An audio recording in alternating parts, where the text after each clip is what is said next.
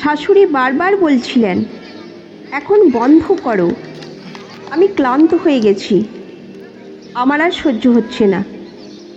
তুমি অনেক শক্তিশালী, কিন্তু আমি দুর্বল। তারপর শাশুড়ির গম্ভীর আওয়াজ শোনা গেল। এরপর আমি যা দেখলাম সেটা শুনলে আপনার শরীর কেঁপে উঠবে। কারণ আমার শ্বশুরবাড়িতে আসার 4 দিন হয়ে গেছে। প্রথম দিন থেকেই আমি তাদের দৈনন্দিন রুটিন পর্যবেক্ষণ করতে শুরু করি। আমার স্বামী রাতে দুধ পান করতে পছন্দ করেন।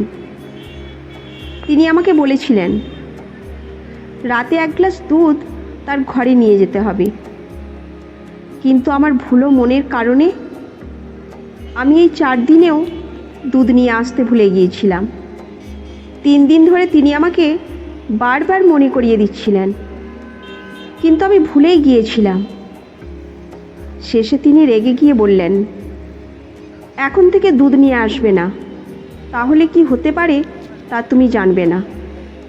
আমি হতবাক হয়ে তাড়াতাড়ি রান্নাঘরে চলে গেলাম। রান্নাঘরে পৌঁছে আমি বুঝলাম আমি আমার হৃদয় রুমে রেখেই চলে এসেছি। দুধ গরম করে ফিরে আসার সময় হঠাৎ করেই আমি অদ্ভুত একটি আওয়াজ শুনতে পেলাম। আওয়াজটি শাশুড়ির ঘর থেকে আসছিল। প্রথমে আমি অবাক হয়ে গেলাম, তারপর ভাবলাম কিছু একটা তো নিশ্চয়ই হচ্ছে। শাশুড়ি বারবার বলছিলেন, এখন বন্ধ করো, আমি ক্লান্ত হয়ে গেছি, আমার আর সহ্য হচ্ছে না। তুমি অনেক শক্তিশালী, কিন্তু আমি দুর্বল। তারপরে শ্বশুরের গভীর কণ্ঠস্বর শোনা গেল, এতে ক্লান্ত হওয়ার কি আছে? এত দ্রুত ক্লান্ত হয়ে গেলে? শীঘ্রই আবার শুরু করো, আমার কাছে আসো। এইসব শুনে আমি হতবাক হয়ে রুমে ফিরে এলাম এবং বিছানায় শুয়ে পড়লাম। ঘুমানোর সময় আমার মনে কেবল একটাই ঘুরছিল, যে আমার শ্বশুর দেখতে হাড়ের মতো হলেও তিনি এতটাই শক্তিশালী যে এই বয়সে আমার শাশুড়ির আর্তনাদও শুনতে পাচ্ছিলাম। আমার স্বামী খুব তাড়াতাড়ি ক্লান্ত হয়ে যেতেন। এসব চিন্তা করতে করতে আমি ঘুমিয়ে পড়লাম। সকালে ঘুম ভাঙার পর আমি দেখলাম শাশুড়ি তার দৈনন্দিন কাজকর্ম করতে ব্যস্ত এবং তার মেজাজ একদমই স্বাভাবিক ছিল। রাতে ক্লান্তির কথা বলার পর তার মুখে কোনো পরিবর্তন ছিল না।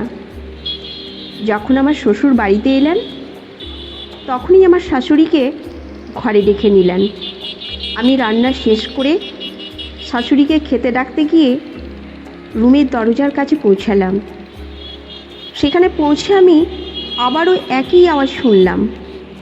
শাশুড়ি বলছিলেন, আমি ক্লান্ত হয়ে গেছি, দয়া করে থামুন, আমার আর সহ্য হচ্ছে না। আমি হতভম্ব হয়ে ফিরে গেলাম এবং রান্নাঘরে গিয়ে ভাবতে লাগলাম, আমার শ্বশুর কী খান যা তাকে এত শক্তিশালী করে তুলেছে। অধিকক্ষণ পর আবারও তাদের রুমে গিয়ে শুনলাম সেই একই আওয়াজ। আমি ভাবতে লাগলাম, শ্বশুর কী এমন কিছু ব্যবহার করেন যা তাকে এতটা শক্তিশালী করে তোলে। আমি জানতে চাইলাম আমার শাশুড়ি তাকে কী দেন। দিনটি এগিয়ে চলল এবং আমি ভাবলাম আমার স্বামী জানিয়েছে যে তিনি 2 দিনের জন্য বাইরে যাবেন। আমি অত্যন্ত খুশি হলাম, কারণ এই সুযোগে আমি শাশুড়ি শ্বশুরের ঘরে কি হয় তা দেখার সুযোগ পাব।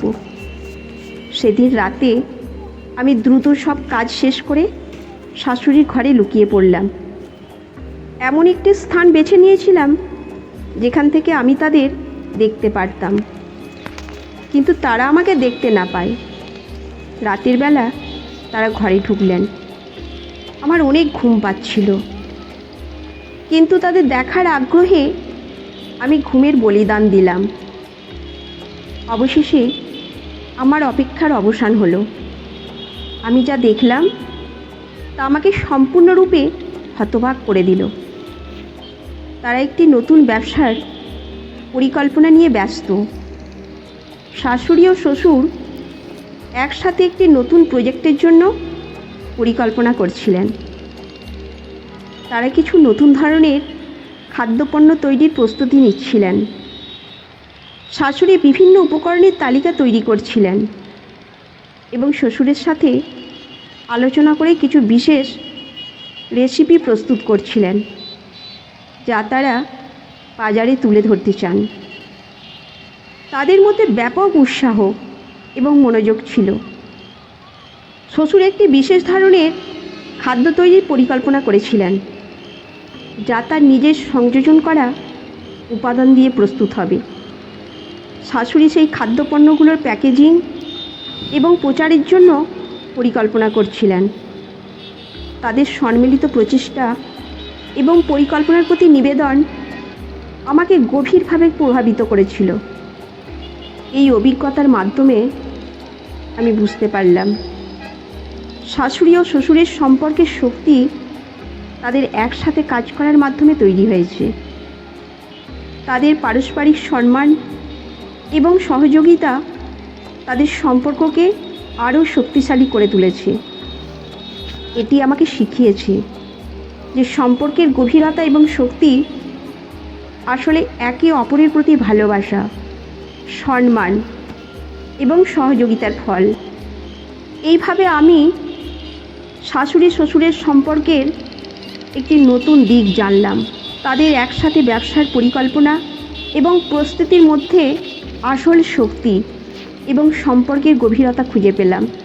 এই অভিজ্ঞতা থেকে আমি যে শিক্ষা লাভ করেছি তা হলো আসল শক্তি এবং সম্পর্কের গভীরতা কেবল শারীরিক ক্ষমতা বা শক্তি দ্বারা নির্ধারিত নয়, বরং এটি একে অপরের প্রতি ভালোবাসা, সম্মান এবং সহযোগিতার মাধ্যমে তৈরি হয়। শাশুড়ি ও শ্বশুরের মধ্যে যে দৃঢ় সম্পর্ক ও শক্তি আমি দেখেছি,